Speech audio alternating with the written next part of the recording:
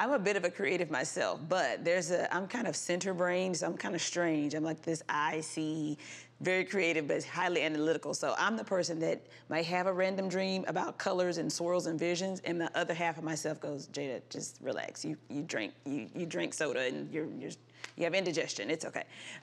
But so I can talk myself down off the ledge. But I have only had a handful of really memorable dreams because that's not my thing either. But maybe today this is for people who have had dreams and they're not sure what to do with them. God can do something with that. But I'll tell you, the most recent dream I had a very dear friend of mine and her mother, who was like a spiritual mentor for me most of my life and just a mother figure in my life, was ill. And we were just praying with everything we had that there would be healing and that God would turn that thing around and he would do what we know he can do. And I remember one night about somewhere very near the end of her life, it had been about 3 weeks before she actually passed, but about 3 weeks before, I had a very vivid dream. I saw her face, I knew what she was wearing, and I knew that she was in heaven.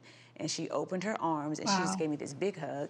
And I was weeping, she was weeping, and I'm trying not to weep now. And she just said, it's okay, I'm fine, I'm happy, it's okay. And I remember calling my friend and sharing this dream with her.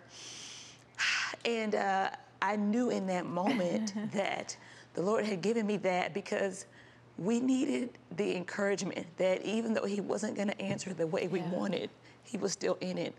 And sorry.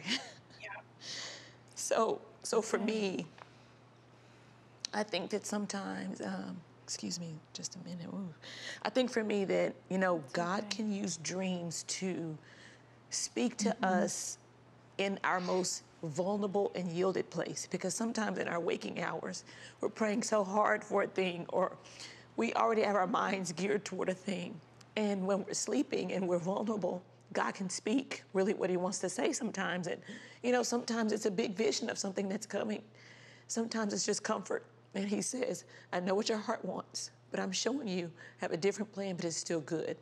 And so I think for me, that's been my experience, that he's spoken words of comfort or words that speak to something I've been wrestling with or praying with. And very often it's been for a friend or something like that. So I know he speaks. I know he does. And I want to encourage you not to be afraid of that. Sometimes it's in the vulnerability of our rest that God needs to speak to us, things that we might resist in our waking hours. I think he still does it. Hi, everybody. I hope you enjoyed this video. Subscribe today and you'll never miss a new upload. Thanks for being a part of our Better Together community.